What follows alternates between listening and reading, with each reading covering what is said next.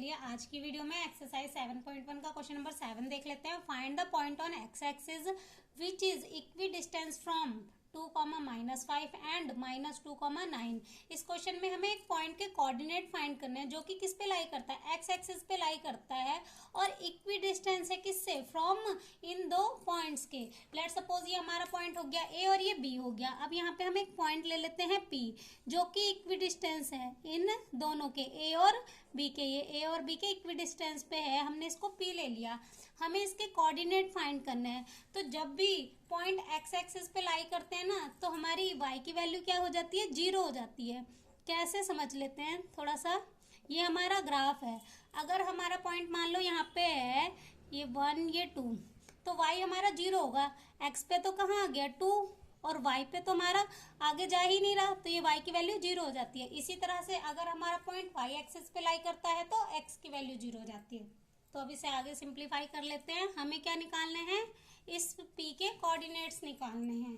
तो हमारा A P का डिस्टेंस किसके बराबर होगा, पी बी के, क्योंकि ये किस पे है, इक्वी डिस्टेंस पर है।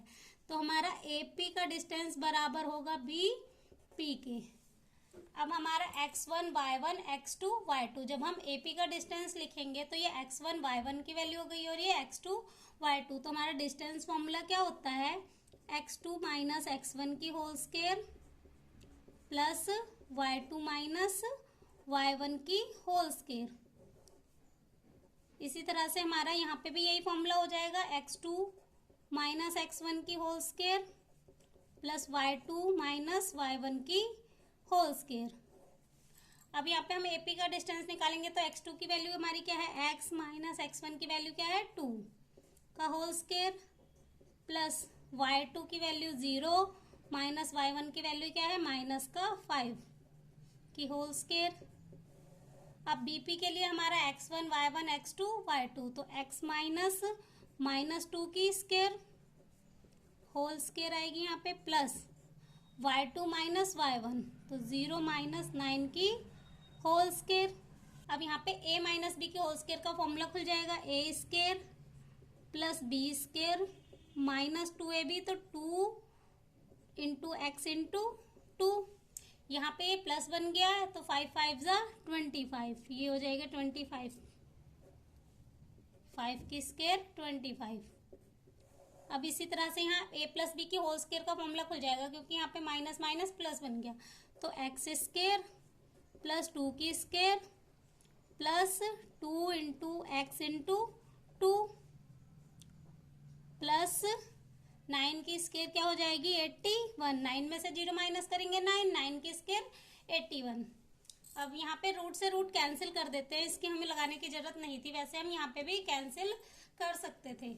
अब x की स्क्वायर एक्स स्क्वायर 2 2 जा 4 माइनस 2 2 जा 4x plus 25 equal to x की स्क्वायर एक्स स्क्वायर प्लस 2 2 जा 4 प्लस 2 2 जा 4x प्लस 81। अब यहाँ पे सारी वैल्यूज को एक तरफ ले आते हैं, x square plus 4 minus 4x plus 25 as it is. अब इनको रेसिप्रोकल करेंगे, ये प्लस है तो इधर आके माइनस का एक्स स्क्वायर, अब प्लस का 4 माइनस का 4 प्लस का 4x माइनस का 4x प्लस का 81 माइनस का 81 इक्वल टू 0। अब यहाँ पे माइनस प्लस माइनस, तो एक्स स्क्वायर से एक्स स्क्वायर कैंसिल हो जाएगा, 4 से 4 कैंसिल हो जाएगा, माइनस माइनस प्लस पर साइन माइनस का, तो ये हो जाएगा माइनस का 8x। अब ये माइनस का 81 ये प्लस का, तो माइनस प्लस माइनस, तो यहाँ पे बचेगा हमारा 56। माइनस की वैल्यू बढ़ी है तो माइनस का 56 इक्वल टू 0। अब ये माइनस का 56 इधर जाएगा तो प्लस का 56, 8x एज इट इज। अब ये मल्टीप्लाई में है तो इधर जाएगा डिवाइड में, तो x इधर ही रहेगा 56 डिवाइड बाय -8। अब इसे 8 से कैंसिल करेंगे तो 8 7 जा 56, तो x की वैल्यू हमारी कितनी आ गई, x की वैल्यू हमारी आ गई -7। अब नेक्स्ट देखेंगे क्वेश्चन नंबर 8। तो क्वेश्चन नंबर 8 है हमारे पास, find the value of y for which the distance between the points p 2, -3 and q 10, y is 10 units. इस क्वेश्चन में हमारे पास दो पॉइंट्स हैं जिनका डिस्टेंस हमें दे रखा है 10 यूनिट्स। p और q का डिस्टेंस हमें कितना दे रखा है, 10 यूनिट्स दे रखा है। हमें फाइंड करनी है y की वैल्यू।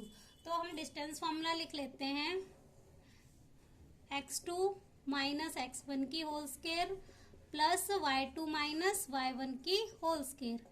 डिस्टेंस हमारा कितना है 10।